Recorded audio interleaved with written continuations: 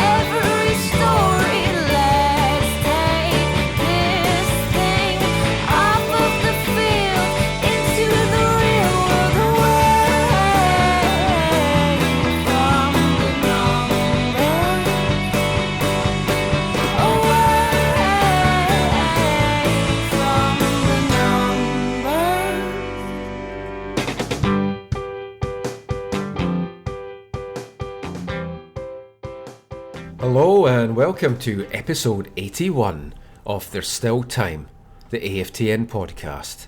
I'm your host, Michael McCall. And I'm Steve Pander. And we're coming live from BC Place after Vancouver Whitecaps' fantastic 2-0 victory over FC Dallas. Only the second time the Whitecaps have beaten FC Dallas ever in Major League Soccer. So the big question I think today, Steve, was what is the most deadly threat to Dallas? Sebastian Fernandez, Mauro Rosales, or Ebola? I'd say Ebola. I don't know. I think for me it's still Mauro Rosales. I didn't want to go in the dressing room. I personally, you forced me to go in there, and I had no desire at all to go in that dressing room. Luckily, I just talked to Oscar Pareja. He came out of the dressing room. I didn't have to shake anybody's hand. I would have fisted them anyways. Fisted them. I don't think that's a proper term. I don't think that's what you do. I'm not sure that's what you would have done. I would have given him a fist instead of a... it's pretty good. Cut that all out. But no one spat in your mouth. No one spat in my mouth. Luckily, you should be fine. Should be fine. Nobody sneezed. Nobody coughed. I started coughing when they actually took the pitch, so I don't know what that had anything to do with it. Well, if we're not back for another episode, then we know that Steve's been quarantined. Yes. So let's turn our attention to today's game. And I went into this game, I said to you beforehand, I was confident. I really thought they were going to get the win. Which shocked me. I know, I'm in a really positive mood about this team just now. Even though the goals haven't been coming, just watching them at training, the spirit is there. And sometimes that, it's not enough on its own, but sometimes that's a big part of driving a team on. And the other thing which I wrote about on AFTN on Friday is momentum. And I had a discussion with Mark Weber about this during the week. Does momentum exist in soccer? It does, I feel, in something like the Ryder Cup. Yeah. I mean, you watch the putts go in hole after hole, it gets the team ticking along. And you can debate whether it exists in soccer or not. But I do feel that if the Whitecaps can get into the playoffs, they're going to have done it by winning a good few games, being on some of their best form. And that can only bode them well in the playoffs. And we saw it today. They were buoyed by how they had done against Salt Lake last week. And from pretty much the first kickoff, well, maybe after Blas Perez missed that header in the 4th minute, but after that, the Whitecaps took over. Totally dominant performance. Yeah, both teams had a chance in the first 10 minutes. Even Fernandez had that early chance when he shot it over the net. But yeah, I agree with you there that at first it looked like Perez was going to be down with an injury because in the first 30 seconds he hit the mat really hard. And I can vouch from hitting the mat in the media game on Friday, that hurts like hell. Yeah, it does. Kind of nursing a cracked rib here. Won't be the last time you hear about that. But going back to the game, the actual game that counted, FC Dallas looked like they were pushing forward, but then they were all of a sudden Vancouver did push back a little bit, and they started taking over, and it was a lot of it came from the wide areas. It seemed like they were pushing wide. Rosales, Fernandez, and even Betishore came in there. Harvey, they were really controlling the wide areas, and that's where the 2 goals came from. Essentially, the first one, Rosales, nice cross from the wide right area, and found Fernandez sneaking into the box, which doesn't happen that often for the Whitecaps. How often have we talked about that when the cross comes in, there's nobody in the thing? And yes, Fernandez, luckily he was going up against another fullback who was short, so he was able to outleap him and get to his head on the ball. Well, Fernandez said after the game that he felt he was lucky with that first goal. He just saw the ball come across, he jumped, it hit off his head and went in. But that's all you need sometimes. Exactly. But you need those people in the box in order to make those kind of lucky goals go in. Now, for me, the man of the match was my man crush, Mauro Rosales. I just thought he was outstanding today. Just watching those locks just flowing up the wing, getting his balls across. Oh, just wonderful. Yeah, he was probably. I know they gave it to Fernandez because of the 2 goals, but I think Rosales could have easily taken it as well. He set up both goals, and also it set up other players too for that could have been another couple goals that got in there. Well, like joking aside about my little man crush for Mauro, he really was fantastic today. He made the midfield tick. Yeah. And I think he was touch and go again for this one. He was touch and go last week, Carol had told us.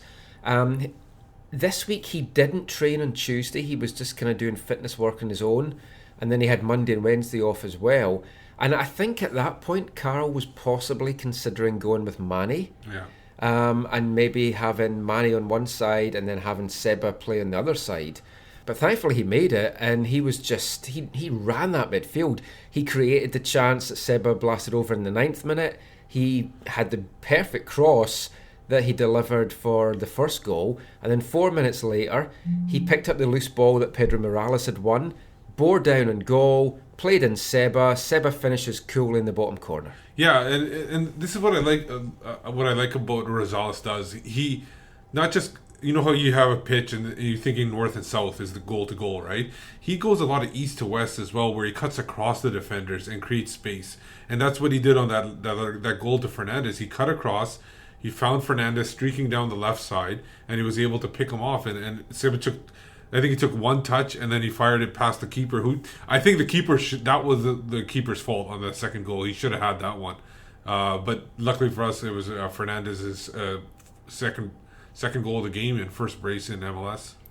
Yeah, and you talk about luck. Let's look at a couple of the lucky moments that the Whitecaps had today. Well, there was that miss by Perez in the 4th minute, like we said. But then the biggest lucky moment the Whitecaps had came in the 33rd minute. All the threes, obviously the Whitecaps' lucky number. Perez puts the ball in the net. Offside given. It was never offside. No. And the funniest thing is there was very little argument seemed to come from FC Dallas at all. Well, Perez I don't think they realized he argues anyway. No, but he didn't even put up much of an argument. But if you look at the replay, he's a step or two onside, clearly. And I think the Whitecaps got very lucky. But then you look at that play and the offside's given. How much does that affect Ousted and how he attacks the ball as well?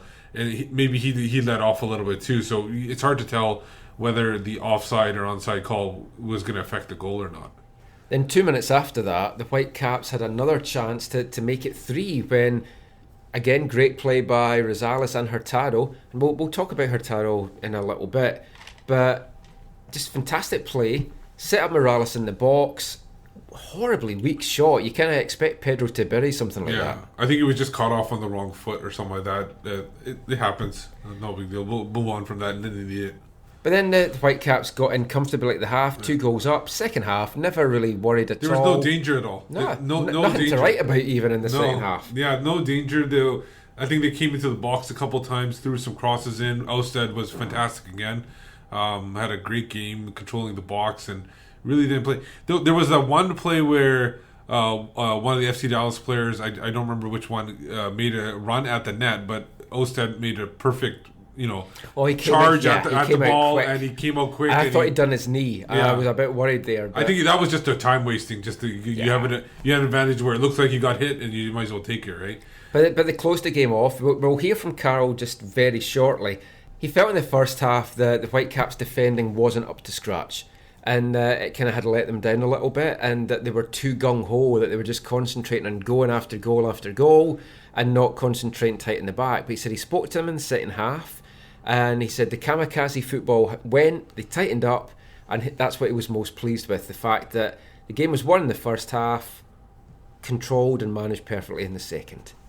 So let's hear a little bit now from Carl Robinson, and he's going to talk about the game, how well he thought the players did, a little bit about Sebastian Fernandez, Mauro Rosales, whether Dallas's game plan was kind of suited Vancouver to the ground, because it allowed them to kind of counter-attack and not play against a team that's just sitting back, and a little bit about yellow card management. So here is Carl Robinson. So you said during the week you wanted to get off on the front foot. You certainly did that today. How did you see that first half performance? I thought attacking-wise, counter-attacking-wise, I thought we were excellent. I thought the 2 or 3 opportunities that we were very clinical in our play, and obviously it led to 2 good goals, very good goals. I thought the defensive aspect wasn't good enough. I said to the guys at half-time that we were too open, we were a bit kamikaze football. Maybe it was from me watching the media match on being involved in that on Friday, because we were gung-ho and we were 2-0 up, so I had to address a few things, and I did, and credit to the back four especially. In the second half they defended properly, and showed a lot of character out there, so I'm delighted, because the game was won in the first half, but for me the game was managed fantastically well in the second half. Fernandez doesn't need penalties, right? No, he doesn't. That's what happens if he gets in the box, he scores. But terrific performance by the kid, it really was. He was a threat all game.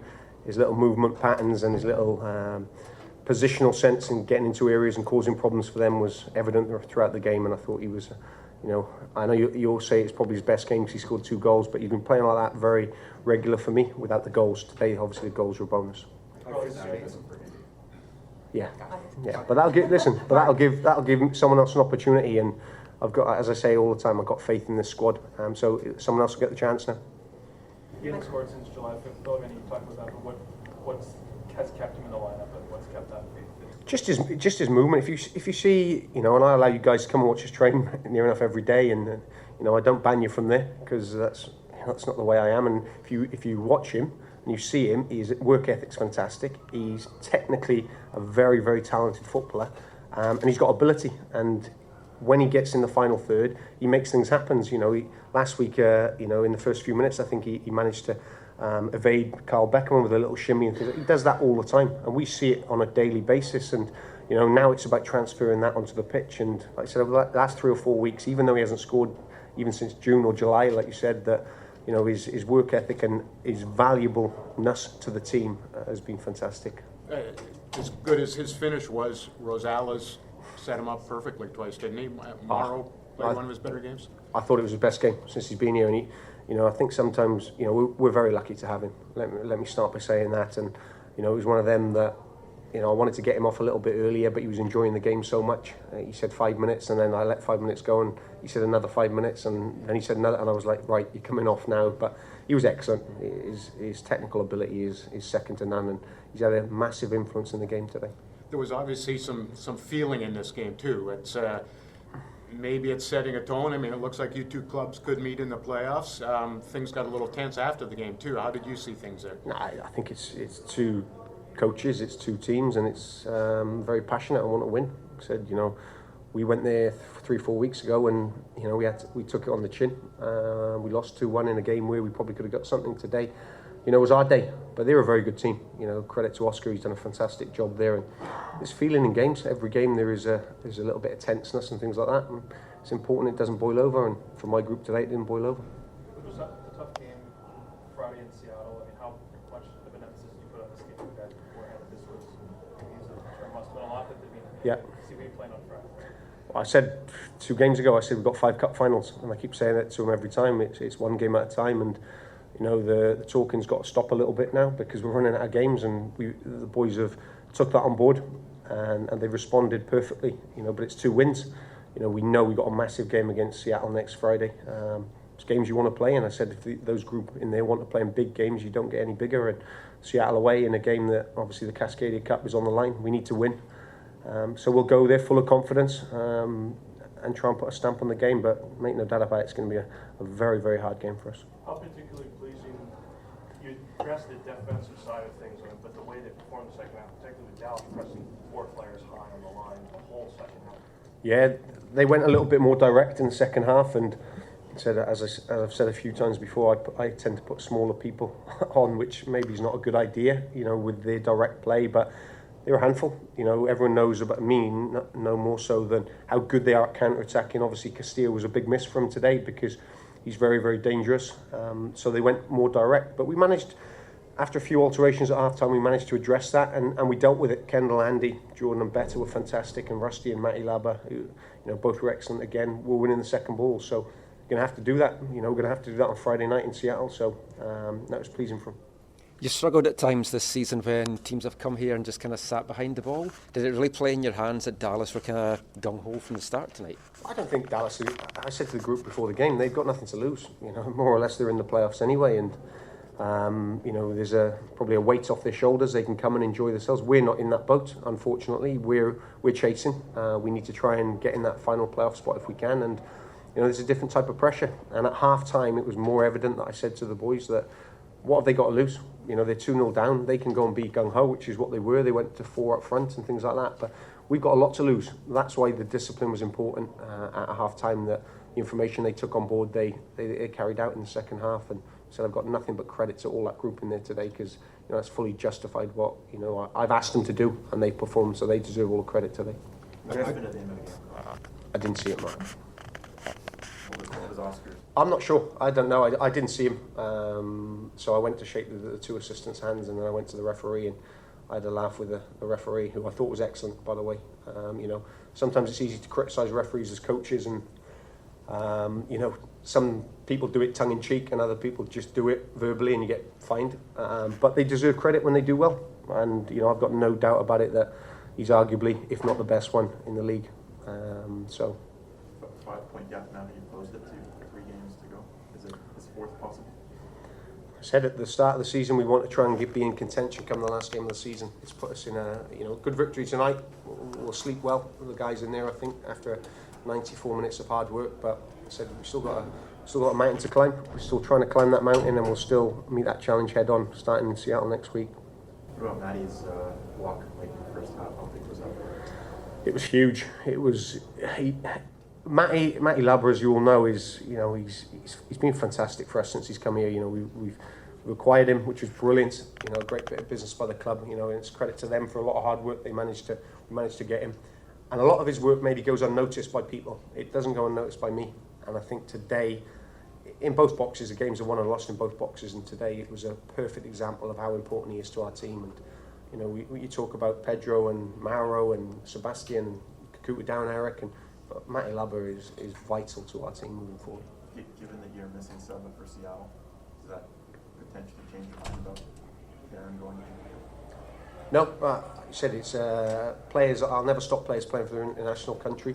It's a privilege, that if they play well at club level, then they get the opportunity at the national level. And I'll have a conversation with Darren, and we'll see where we are with that. But if not, I've got 2-3 other young guys that are able to come in, and I'll have no fear throwing them in. With 4 players like a yellow card away from suspension, did it cross your mind to use your subs that way to save them a yellow? It did, yeah. And there was a few little close moments with a ball getting kicked away and a little trip here and there, which were making me cringe a little bit. But at the end of the day, if they're on 4 yellow cards, it's important they manage the game correctly. And if you try and avoid a yellow card, trust me, you'll get booked. It's one of them, and you'll get booked for a nothing challenge. So I said to the guys who are on yellow cards, just go out and play. Don't think about it, go out and play. Because as soon as you think about trying to avoid getting a yellow, you'll get a yellow card. So the only real blot on the Whitecaps copybook today was that stupid late yellow by Sebastian Fernandez, and it's a yellow card that rules him out of the Seattle game on Friday. All Kyle Robinson wanted was a striker to catch fire, hit some form. He gets it today with the 2-goal Fernandez, and then now he's going to be missing, as is Darren Mattix, because he's going to be going to play for Jamaica, barring another maybe ankle knock or something mysteriously happening. No, I think this one, I don't think he's good, because Carl Robinson said too that he's not going to stop anybody from going internationally. Maybe they go with Kakuta. Obviously, they're going to have to go with Kakuta. They're going to have to now.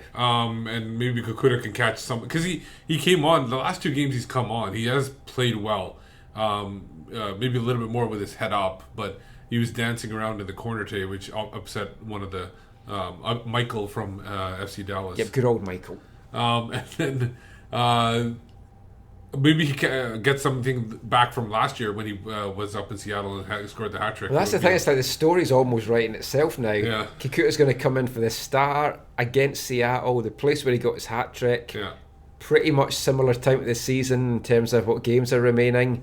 Can he do this? And then all of a sudden Liverpool and Chelsea and Arsenal and everybody's going after him too, if he scores that hat-trick. But if you look at the yellow card situation, going into the game today, there was 4 players that were on yellow cards. Yeah. There was Harvey, there was Teibert, there was Fernandez, there was Morales.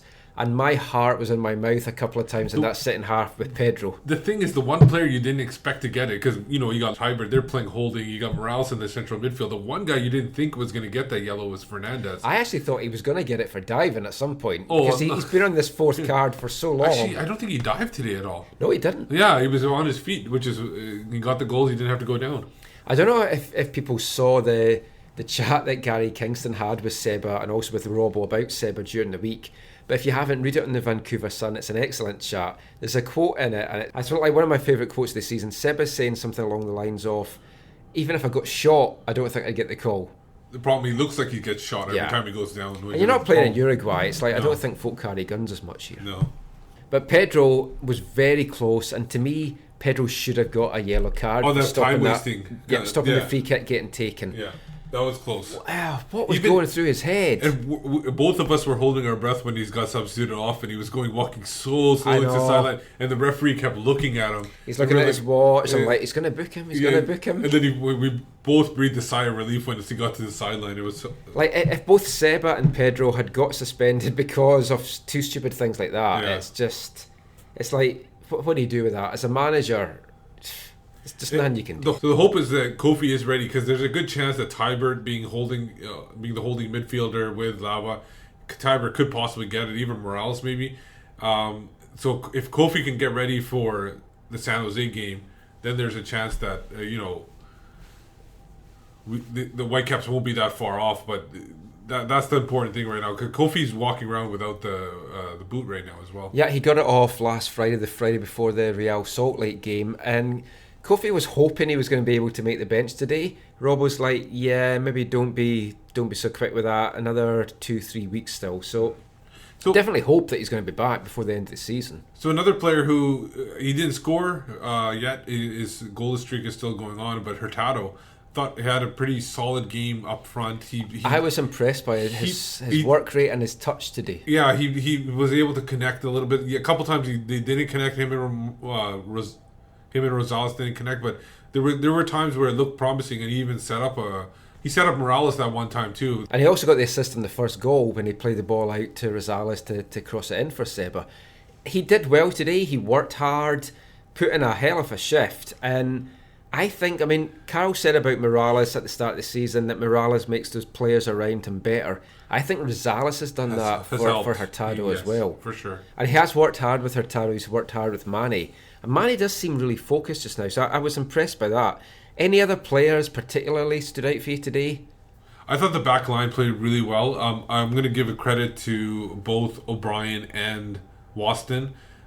They really got on the nerves of Blas Perez and really frustrated him. They any chance they got, they kind of bumped into him, knocked him off his stride. Boston's great at that. And Andy is a veteran. There's a little tugs of the arm here and there. And there was Teibert too. Sometimes he was coming back and being like a little pest and really annoying Perez. So Perez was completely he can be annoying.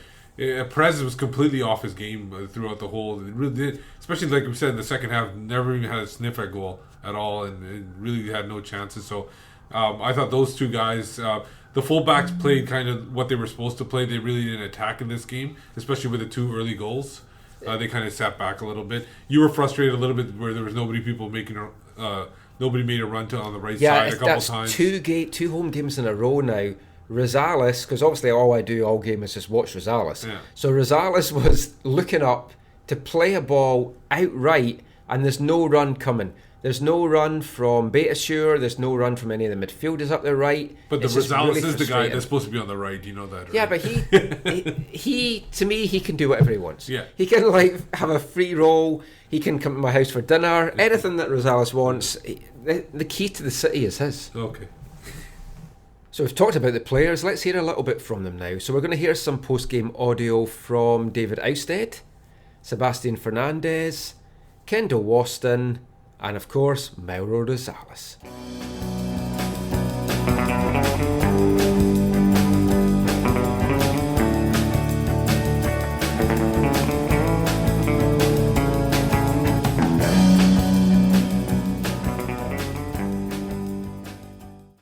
David, just your thoughts on the performance, especially in the first half, and then how you guys defended in the second? Fantastic. Uh-oh. Hi. I thought we did really well. First half, we got our goals. Seba played fantastic and scored 2 great goals. And second half was great defending. So overall, a good performance. What's Mauro meant to this team since he's come here? Obviously, set up both today for you guys. He's come in with a lot of experience. Mauro knows this league, and you can see on his level that he's a good player, and he shows every day in practice and every match that he means a lot to this team, and then just with all the other guys, especially senior guys, bringing some experience. David, first time you guys won back-to-back games since maybe 5 months. How good does that feel, just to put together back-to-back wins for the first time? It feels fantastic. Good time to get into a streak, isn't it? So hopefully we'll continue to play this way. I love the intensity. I love the way that we're going into every tackle, and with a belief within the squad that we can win every game. Talk about intensity. There's a good chance of these two teams meeting in the first round of the playoffs. How much do you think that played into the fact the game got a bit chippy at times? It did, yeah. I think, like you say, if these two teams meet, I think it's going to be a brawl. Just to say it lightly, you just see that people get into every tackle, and they did as well. And they're a team that works really, really hard and wants to compete every time. So if we get to there, I think it's going to be a great match. But we've still got a lot of work to do.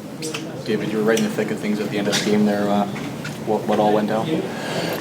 A lot of things. They put a lot of pressure on, especially with crosses. We tried to deal with it as best as possible. We even had Kikuta down heading the ball away, so great effort from the guys, just getting behind the ball and defending really well. Will these teams have any coaches left available? Well, we'll have to see. It's always fun to see Martin get up there. He cares a lot, and the players back him up. So if it gets to there, I think we can scram up a coach or two in the back. Of course, Seba finally gets going, and now you miss him for the Seattle game. Yeah, a little too bad. I thought it was a harsh yellow card, but we're happy that he got going, and we can use that going forward. And now the people have to step up in his place. Playing with the lead, and that's about as near control as you guys have looked in a long time. Yeah, definitely. I felt in control. They put a pressure on, and again, with players like Perez and Kendall in there, it's always. They'll put pressure on, but I thought we dealt with it really well, and both crosses and chances were limited. How about Matty's block late in the first half, David? How big was that? Absolutely fantastic. Matty did world class to get there. They broke us down a little bit, got to a good chance, and Matty came out of nowhere. I was expecting that I had to pull out a save there, but Matty just did excellent. You would have had it. Of course. Don't ever ask me. So, Seba, how did you find your performance today? 2 goals, one of your best games as a Whitecap? Yeah, I think it was a very good game for us. I think the important is not the score. The important here is win. Keep going, working in the week, and show everybody we can get in the playoff. Seba, your first goal since July. Did you think it was going to come with your head? I think I was lucky. I saw the ball in the air and did a header and score. Has it been difficult to keep your confidence over that? It was 14 games with a goal. You remain confident? Yeah, my teammates every time say me que me apoyan, ¿no? They're always supporting him?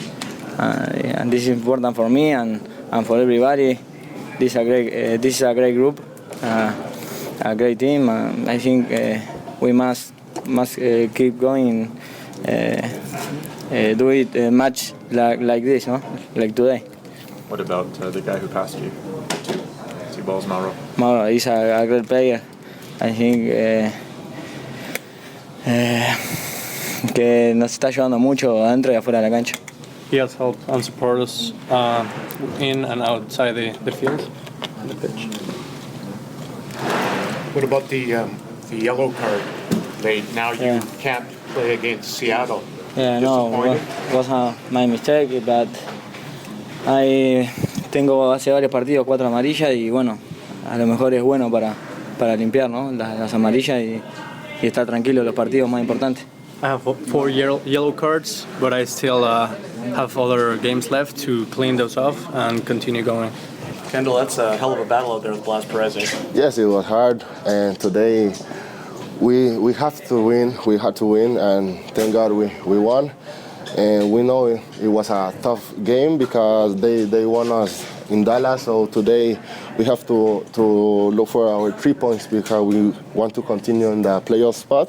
So I think that the team worked very hard from the beginning of the game, and that's why we won. Did it feel like a playoff game out there? It certainly seemed like it. Yes, it seemed because they was battling to score, and we could defend very well today from the forwards. So I think that was the key to win today.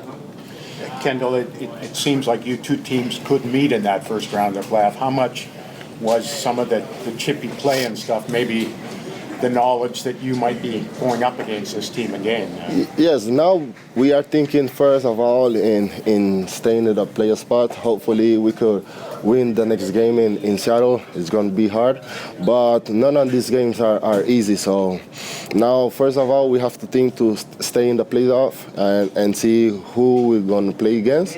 And now we know each other. So the key of everything is when we got in the box, try to score, and today we could score 2 excellent goals. How good display defensively did you felt you put in and the team put in, especially in the second half when they were pressing at least 4 players high up on the back line? Yes, I think the best thing was the communication that all of us have, the commitment of each one since the forwards, because in certain times of the game you see the forwards guy was in our box, like could jump in and battling with bigger guys than him, and that was the thing that the coach told us in the halftime, that everybody got to run. Carl said he thought that was probably your best game since you've joined the club. Did you feel it? I feel it. I enjoy it. I enjoy it a lot, and but it's part of the work that we are doing with the guys. We always talk about having minutes, having time with them, training, and every day just knowing each other is much easier. And as soon as I get more minutes with them, more days with them, I will be much better. This is what I want. Just always try to help the team, be in the position to rise the team in any levels, help them, and this is what I do. He said he kept asking you if you wanted to come off, and you kept saying 5 more minutes, 5 more minutes. Is that? Yeah, I was feeling very good, and obviously trying to help the team. Probably I was a little selfish, just trying to stay in the team. But knowing that we have a lot of good players also in the bench, but I felt very well just playing with them and enjoying. I think I'm gonna have my best in the games and my best doing job for the team, just getting minutes, and this was the reason. Not trying to be selfish and not let the other guys play, but. It's part of my work, part of keep getting better, and I hope I can just build in better performance like I did today. How good does it feel to kind of get Sebastian a couple of goals? He'd gone 14 games without a goal. You set him up twice. How good was that to see him convert? Yeah, it is important for us, the strikers and the guys are playing up front, to get goals, to get confidence. This is what we need for the last push.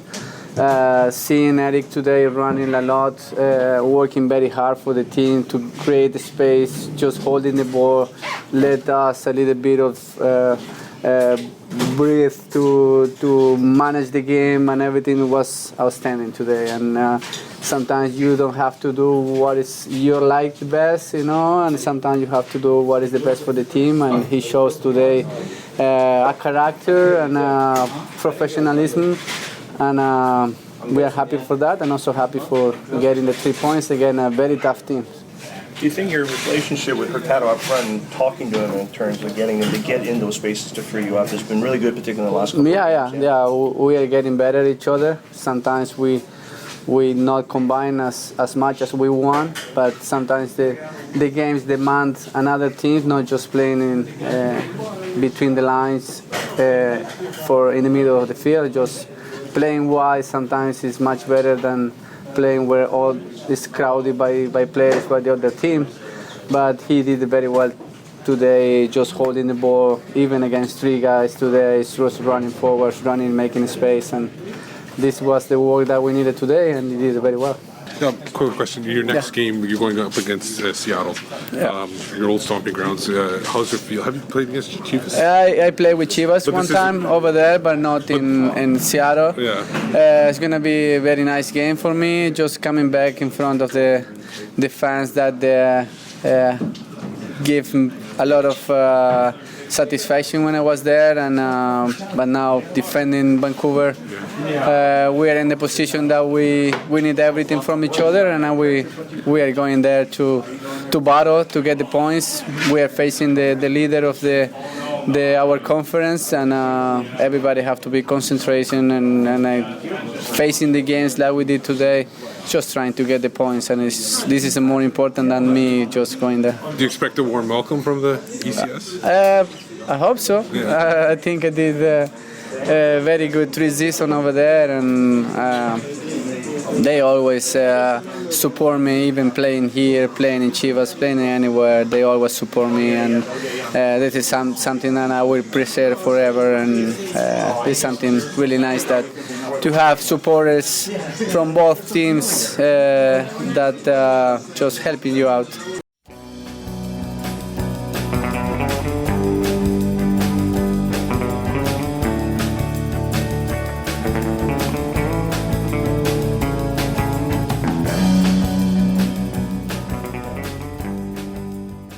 Now, one thing that is becoming very apparent, if the Whitecaps make the playoffs, when the Whitecaps make the playoffs, they are going to be facing a team that there's no love lost between them. Whether it's Real Salt Lake, whether it's FC Dallas, both teams in the Whitecaps, there's been clashes with them all season and in the past as well. And we saw it today at the end of the game. There was 2 little flare-ups.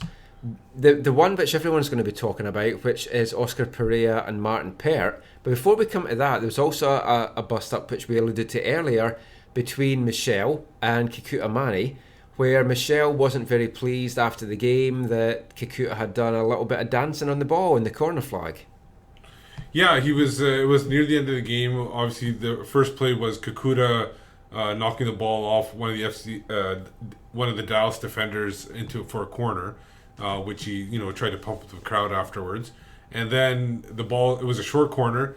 Kikuta got the ball and just doing some flares and whatever he does with his feet and everything.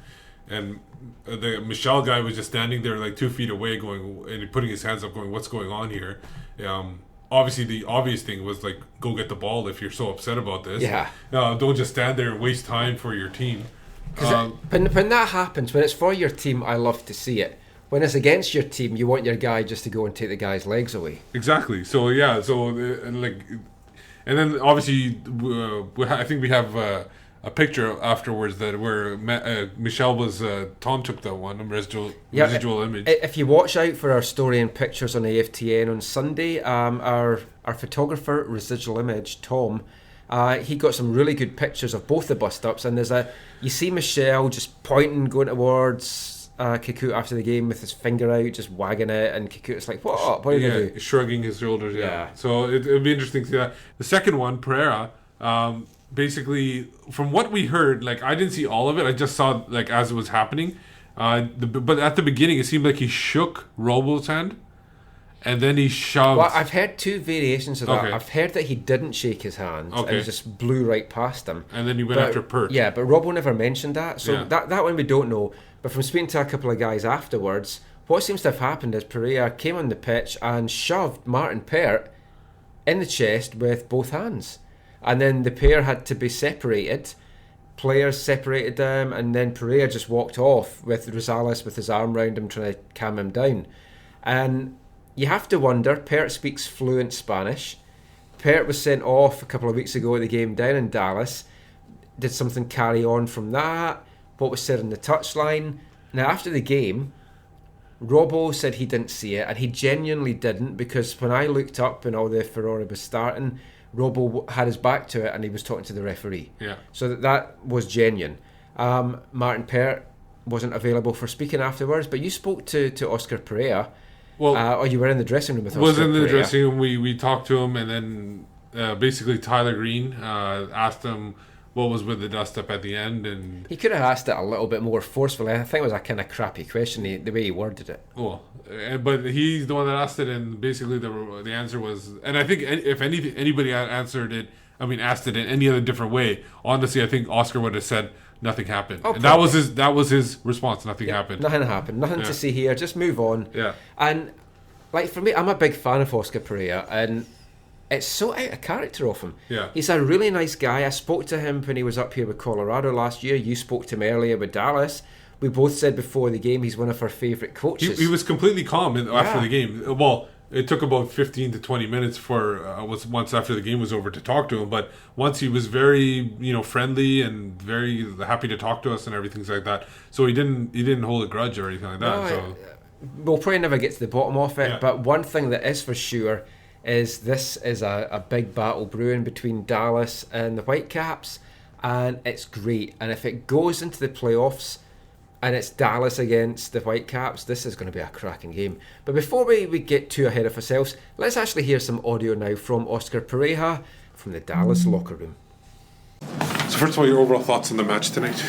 I thought we have a good 15 minutes left before they scored a goal, and when we gave away the first goal, it was difficult. We have the initiative to put high pressure today and go look for the game from the first minute. We had a few chances to score. We could not take advantage of it, and then Vancouver came up and put the game away with those 2 goals. After that, I thought it was a different game. We try to keep the initiative, but we didn't have too many ideas today, and Vancouver was happy with the goals that they scored early in the game, and they held it well, and I have to give them credit. The goal just before halftime that was waved off, Perez's goal, it seemed onside. Was that, if that had counted, would that have made a different story for the second half? Yeah, it will be, for sure. It will be.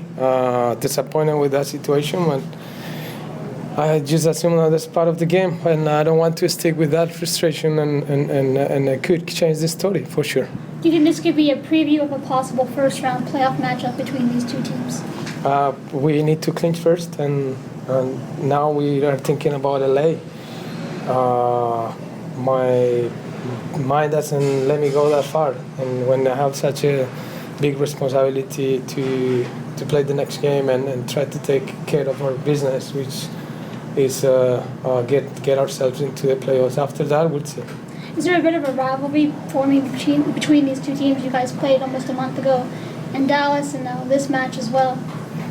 Rivalries with all the teams, really. The intensity, the energy, and obviously the urgency that the teams have now to get the points is important, and that make the games more interesting for sure. And at this point of the season, but the rivalry is with everybody. It's nothing special.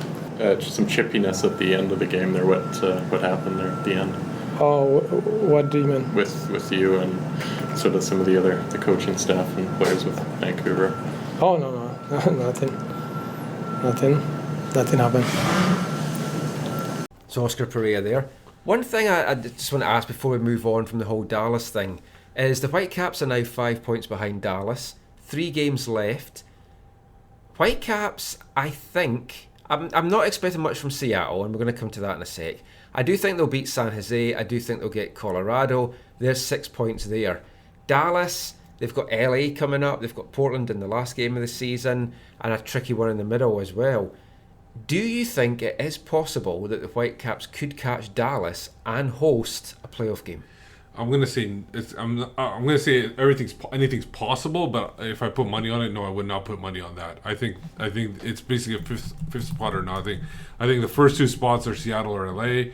Next 2 spots are RSL and Dallas, and looks like we did RSL a favor by beating Dallas this week. And then the next 2 are Portland, Vancouver. I think they're just grouped into 2 right now, by 2. So I think it's just making the playoffs at this point. I don't think 4th place is an option. No, I have to agree, because at the other Dallas game, it's away to Colorado. Yeah. Now you're away, so anything can happen. And Colorado's is nothing to play for. And they're stinking the place up right now. They're not the same, because they lost all their defenders at that point, Yeah. and then that hurt them big time. And another factor to look at with all this, now San Jose, they've got such an important role to play in this playoff race. They've got Portland twice. As I said, we're recording this just as the Portland game's going on, so we don't know the score. They've got the Whitecaps to play, so they can have a huge impact. But also you have to look at teams are kind of wanting to finish as low as possible if they're not going to make the playoffs, because they're going to get more allocation money. Yeah. Better draft pick to trade to get something back. So there's not a big impetus for the likes of Colorado to go out there and play great. And San Jose, Mark Watson might be playing for his job. I think he's gone at the end of this season. I really do. All the Dominic Kinnear rumours are back. But you kind of think he's going to maybe want to help Vancouver a little bit. Vancouver lad, play well against Portland, rest his players against us. And then you also got the thing that Portland's got the CONCACAF thing happening too here and there. So that's going to be a big thing. Hey, could be a godsend that we didn't get into that. We were talking about, we asked, tweeted out a question how confident people were in making the playoffs. We got a couple responses. Obviously, everybody's still drinking at the bar. But Dave Heinrich said, ask me after the Timbers game. And Ian McHugh at Ian McHugh, he goes, my thoughts exactly. Feeling much better than a month ago, though. And I think everybody feels that. About, even before the RSL game, everybody was down in the dumps about, them making the playoffs, and it seems like it's turned around quickly. I just didn't see it happening because the strikers weren't scoring. But the striker's still not scoring. I know Fernandez is not officially a striker. He's more of a wide midfielder. But he came here as a striker. That was the thing. Robbo used him in midfield, but Robbo does consider him to be a striker. He just thought he could make a better impact from the midfield. And I personally would. I hope to make the playoffs without getting goals from strikers, because I don't want them to be going into next year with a full sense of because the worst thing before the summer break, the worst thing that happened was Hurtado going on that 5-goal scoring streak, and then they thought maybe they can go on with this guy, and then it didn't happen, right? Well, I was talking to Robbo about that, and he does plan on bringing in 1, maybe 2 strikers in the close season. No matter how these guys do, he does plan on bringing a guy in. One's going to be a big target guy. So for me, Matix will go. No matter what he does, and if he scores some goals down the stretch in the playoffs, then that's great, because we're going to get a lot more for him. But he's going to go. Do you think he'd go within MLS, or do you think he'd even go overseas to find a spot from overseas? Because he seems to want to play overseas. I can't see anyone wanting to take him overseas right now anyway. And we'll talk about one of the other strikers, Salgado, later on in the show, because we're going to do our quick news and notes. But before we get to that, let's just look ahead very quickly to Friday's game against Seattle. Crucial playoff points on the line, and the Cascadia Cup. Whoever wins that game is going to take home the Cascadia Cup. Well, the Whitecaps need to win, I think, right? Yeah, Seattle just need a draw. Yeah, exactly. I personally, to me, that's the least important part of this game. It's getting at least a point out of this game. Ideally 3. It's a very tough way to balance it, because you really want to win that second straight Cascadia Cup. And it would be lovely. It would be lovely, because you get the 5th cup. You'd be the first one, and everybody else got 3, so you basically got a two cup gap and everything. I think it'd be nice to win it, but in the grand scheme of things, it's gonna be hard for them, because that Portland loss, 3-0 loss to Portland, that hurt them big time, and they needed a draw out of that game in order to do that. But what would be fantastic though is winning the cup in Seattle and then the players celebrating in front of the travelling support. It would be nice. With a bunch of pissed off Sounders fans. Now, because they haven't been able to, even last year they didn't get to celebrate because the game came to the Portland. The supporters got to celebrate that were down there in Portland, but it came to this Portland-Seattle game, so it'd be nice for that to happen. I'm heading down, so it should be a good game. Really looking forward to it. I hate the Friday night. I know it's a Thanksgiving long weekend, all that kind of stuff. Some folk will be off, but it's really going to impact. Just some fans won't be able to make it down. Yeah. And the fans that might be able to get away early, you're still not going to make it because the traffic's going to be horrendous. So I'm not a big fan of a Friday night game like this. You essentially have to leave Friday morning in order to get there. That's our plan. We might even head down the Thursday night and just kind of make a day of it. How do you think it will go? Do you think they'll get anything from it? I personally don't think so. I think this is a game where Seattle's going to win, and I think they want to win the Cascadia Cup, and they want to. Obviously, they're battling LA for that top spot as well, which they want to get as well. So I think Seattle has a lot to play for. I think it's going to be tough for the Whitecaps. I'd like to see them getting a draw. I think it's going to be 2-0 to Seattle. If we can get anything from that, I'll be more than happy. So just before we wrap up this episode, let's have a quick news and notes section. We haven't done a podcast for a while. It's just been hard to get us both together. So let's just cover some of the things that's happened in just the last couple of weeks. So the biggest story I think we can discuss first of all, and something that happened most recently was me winning the back-to-back media games. Yeah, you were the only. I think you were the only person that's ever won back-to-back. I am. I'm the only defending champion. Thinking of adding 2 stars to the AFTN logo. I think it's only right. Surprisingly, I was one of the last people picked, but the only back-to-back winner. Yeah, it hurts. Hurts me right now, I have to say, after my crashing tackle that sent me flying through the air and onto the turf. So, also, I have to go on. I should have got a penalty, and our journalist should be ashamed of herself for not awarding me that penalty. I batted down a Nathan Vanstone clearance. He tried to foul me at the edge of the box. Brushed him aside, because he's only small. He's easy to brush aside. Bore down in goal. Goalkeeper comes out for Perry's team. I jump over him, chip the ball over him. He catches my studs. I go flying through the air. No penalty because Har says I jumped over him. Terrible. This is why women should not be allowed to be referees. Okay. And getting back to actual Whitecaps news that we're talking about. What did you think was the main news story? So it just came out yesterday. Omar Salgado being loaned out to Tigre and Liga MX on I think it was a loan or something like that. Was it 12-day loan? He's on trial. He's on trial there. Tell you, he should have been on trial here for some of the tackles that he's done. So what do you think about that? I think it's a good thing that they got rid of him. It's clear that he was not fitting in, and maybe he didn't even want to be here by the sounds of it.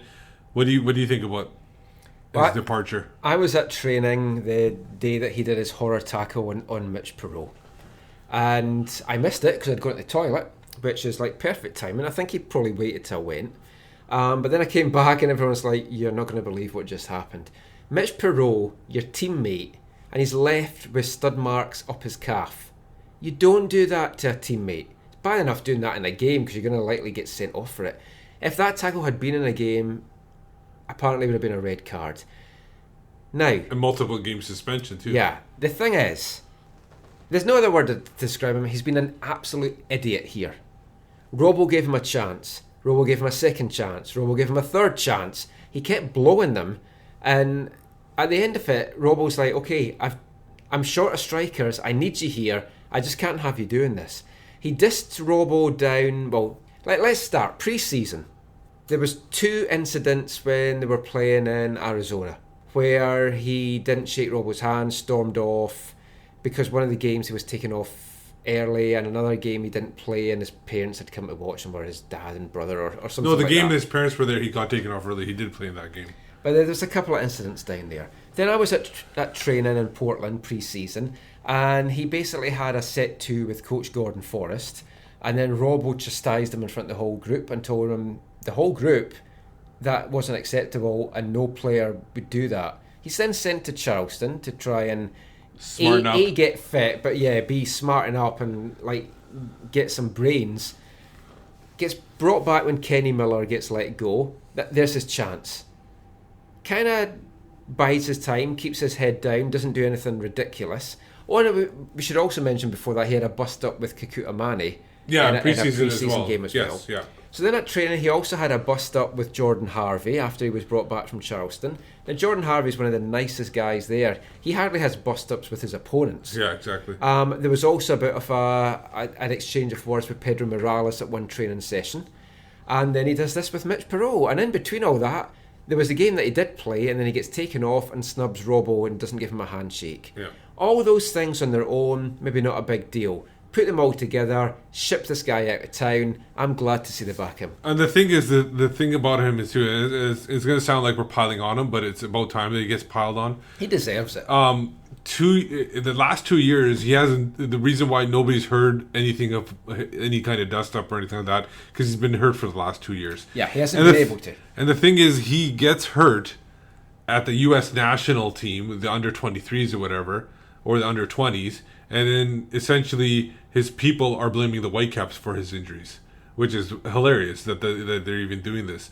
And then in his first season, like we're talking about the thing with Mitch Perot, the first season there was actually a fight he had with a teammate, Derek Bassey, and then essentially that ended his contract as well with the Whitecaps, Derek Bassey's, which I'm not saying it ended his career or anything like that, because Bassey's got his own issues with stuff, so reason why he didn't make it into the league or into the sport. But essentially, this guy had it coming for a long time. I'm going to mention one thing. There was one moment in 2011 game where, at the end of a game, I can't remember who the game was, but Terry Dunfield was going at Omar Salgado, and everybody was going after Terry Dunfield afterwards, saying, why are you yelling at him? Leave him alone. He's just a kid and everything like that. The thing is, if they had done more of that in that first year, I don't think we were in this position. He was treated with kid gloves that whole entire first year, and that's why Omar Salgado is the way he is right now. He needed some tough love early in his career in order for him to become a proper professional soccer player. That is absolutely fantastic, Steve. That hits the nail on the head. That's where it's all gone wrong. And I think the problem is he came in at 17. Everyone had told him how good he was. Yeah. He's never had criticism. No. And then when things go wrong, he can't handle it. Like he thinks he's better than he is. Like the residency players that come into get signed, like Adekube, Alderson before that, Teibert. There's times when they go back to residency. They don't mope when they go back to residency. They actually help out the players. You talk to the other younger players that practice with them. They go, these guys come back and they help us and they show us what we need to do in order to make it. And that's what the club want. They want to see how they respond when they do that. Like even today before the game, I was here earlier, and Caleb Clark is they had pre-residency training well before the actual players took the pitch. And Caleb Clark was out there. He was doing a little bit of light training as well. But he spent some time talking to those pre-residency players and talking to them about his time, in Germany probably. I didn't listen to the whole conversation. I wasn't even in listening distance. I just saw the discussion. And that's the kind of thing that you want with these younger veterans talking to these residency guys and showing a good example of whether... And Omar Salgado is not that type of player. He's got talent galore. I'm not disputing any lack of talent he has. He's could play well as a striker. He could play good as on the wing, but he's a head case, and it's about time the Whitecaps got rid of him. The other thing with him as well is he always seems to target the younger guys. Like he targeted Bassey, targeted Perot, he had the bust up with Mane. Anyone that he feels threatened by seems to be the guy that he then goes for in training. Kendall, I mean, you talk about Terry Dunfield. Kendall Waston wanted to rip his head off when he did the tackle on Perot. And a number of players told him to get off the pitch. They just didn't want him anywhere on the pitch after that. And he was ostracised. And even at the end of that session, when they had the group thing, he didn't know whether to go to it or not, so he just chose not to. But for me, another thing with Omar, and yeah, this is us piling on, but this has been building up for a while, and we've tried to support him. And I kept quiet about this. We both kept quiet. We've heard of this stuff a long time, and it's about time we got rid of it. We haven't gone on a rant for it, but it's like he's gone now. He's never coming back. It's like no matter whether it works at Tigres or not, he's not coming back to Vancouver. But training on Thursday, I was hanging about because I wanted to speak to Adam Mena. Watch for that interview next week on AFTN. And there is, at one end of the field, you've got Mena and Fernandez practicing free kicks over and over and over. The other end of the pitch, you've got Jackson Farmer, Mitch Perot, Marco Bustos, Sam Arakugbe, Kian's Froze. And they're just practicing for a good half hour, maybe even more, after all the other players had gone back to the locker room. They're practicing their crossing, their heading, their finishing. They were taking penalties. Marco Carducci was there as well, doing goalkeeping stuff with them. They put in that extra work. And it wasn't just that day. You see that all the time. We've talked about this before. Yeah. We talked about it last season with Bryce and Fiske. These guys put in this extra work after training's finished. And I'm not at every single training session, but I can say honestly, hand on heart, I don't remember seeing Omar Salgado doing that at any time. Yeah, like we said, we didn't see him for the 2 years previous, but this year we have seen him, and we didn't like we saw. Now let's get off Omar for now. Let's move on to something else. So update back to the media match. Update on the USL Pro. Obviously, New West is not going to happen. That's clear, and they're morons for that case. No matter whether they got the right information or not, it doesn't make a difference. They were stupid for not doing that. Well, let's see how much money they get out of these amateur, softball players. But there are other options for the Whitecaps. Surrey is one. Coquitlam is another. But Poco is the big one, right? Yep. Port Coquitlam is apparently the front runner, and they are one of the people that are offering to build a facility for the Whitecaps. Yeah. So we're led to believe, and I think that's massive. Yeah. And I think it would be worth having the Whitecaps at Swangard or Percy Perry or somewhere else for 1, maybe even 2 years, if you can then at the end of it have a custom built facility with a grass pitch just built for your needs, obviously community use as well. Yeah. But I think that's worth holding out for. I think so too. Safer than Surrey because you don't have to have a bulletproof vest. Yes. And I don't have to pay a toll to go over the bridge. That makes sense. I mean, to me, that's the biggest thing. And the one thing about I don't think Percy Perry is an option because it's just not, because you get too many. They can't get the seats in. Yeah, I think Swangard might be the only one right now. I don't like the running track either at Swangard or at Percy Perry, but long term, no. Short term is fine. So that's USL Pro. Another thing, Russell Teibert, he had a good game today, like we said, but he is still on the outs with the Canadian national team.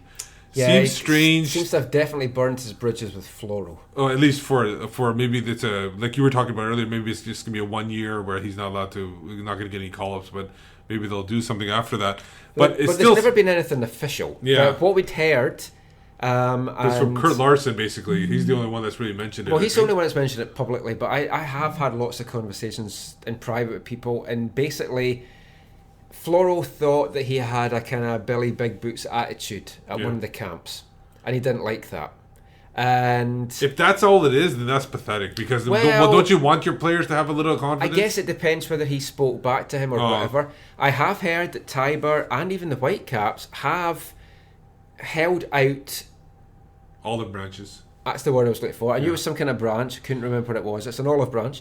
They've held out some olive branch to try and build some bridges between the two, and at the moment Floro's just not interested. Yeah. Hey, I say it's his loss, and I've said this before. I really could not care less if the Whitecaps have internationals playing for them, Canadian or otherwise. If with the stupid MLS schedule you're going to lose these guys for crucial games like Darren Mattocks for the Seattle game, hey, don't have these internationals. But the thing is, they can't afford to. Canada can't afford to hold grudges against good, like decent players. They got to get these younger players in. Even another guy who's up for Rookie of the Year and played today, Tesho Akindele, he's not called up. He's on their radar. I don't know how much more he needs to be on their radar. Hard journalists actually talked to him and asked him who is he going to represent internationally. He goes, I don't know, because he hasn't probably got a call yet. Was that today? Today, yes. Oh, good scoop there for Har. So it's unbelievable that hasn't happened. But going on to maybe some future players that are going to play for the national team, the residency that has gone to a almost near perfect start. The U16s had one draw. U18 and 4 wins. U18s have had 5 wins out of 5. Basically, the first. I think Vancouver is ranked first in the nation right now. Yep, the under-18s are number 1 seeds in the playoffs. This is before this weekend's game. The obviously 18s aren't playing this very weekend. early too, obviously. It's been like them and New York Red Bulls, who have had a really good youth system for the last couple of years. Very, very impressed with what they've done there. But as of right now, the under-18s are seeded first in the playoffs, and the 16s, I think, was 10th. Yeah. I tweeted it out after the Portland game, and we were thinking about it. Even I watched the last home game they had against San Diego. Bustos is just dominating. Froze is even playing really well too. He's gone from a striker to holding mid now. Are these guys? Do you think the Whitecaps are good to send them off to a training stint, not on loan, but a training stint in the Europe somewhere with a team, maybe a Dutch team or a team in England or something like that, in order to get maybe the Whitecaps more, I don't know, play in the world there about them developing talent? I think definitely, and I think it works on a couple of levels for the Whitecaps. One, it gets them out there to be developed. Also, it gets them kind of put in the shop window. Now, obviously, we want to see these guys playing for the Whitecaps. But if they can go on a training stint, like last year, Bryce went to QPR. Even a training stint will be helpful. Yeah. He went to QPR, impressed. I think he played a few reserve games. So, I mean, we've heard on the grapevine that Marco and Kians might be heading over to England. Could be one of the big Premiership clubs that they train at. And the thing is, like, say it was, I don't know, an Arsenal or a Spurs or a Liverpool or an Southampton Everton. even. Yeah. Southampton develops players really well. But one of these players could go there, and then the coach sees them, and they're like, hey, we like this kid. Would you be interested in selling him? And then the Whitecaps have an option of selling him, giving them the rights, maybe getting a loan player back in return for a whole season. No, you don't want anything that's just a couple of months. That'd be ridiculous.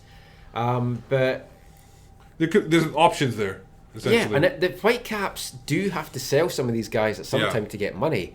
Then the money they get from that can be ploughed back into the programme. Or MLS. If they're signed to an MLS contract like Bustos and Froze, it gets you some fantastic allocation money there. Yeah.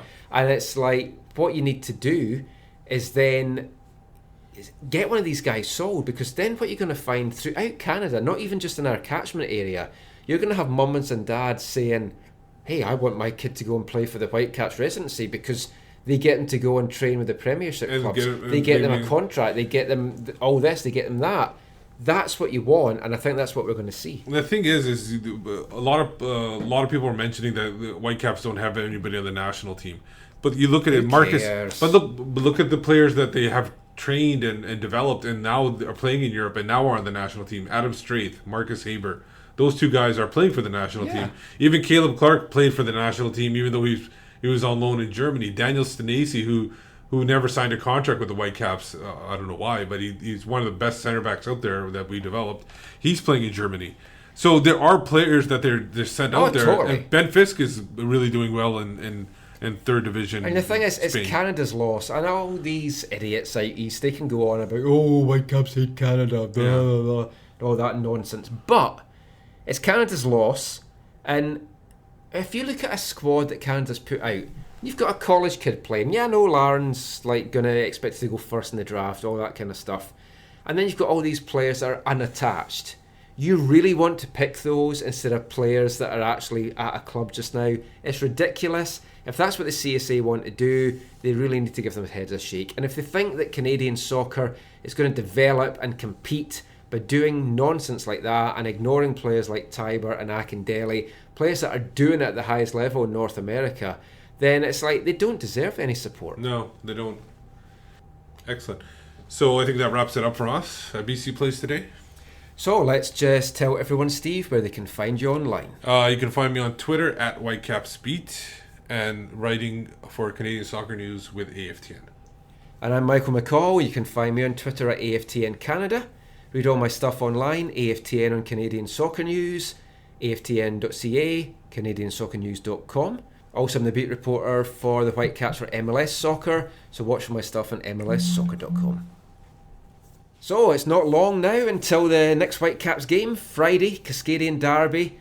It's going to set up Thanksgiving very well. I'd like to give thanks to a Whitecaps victory.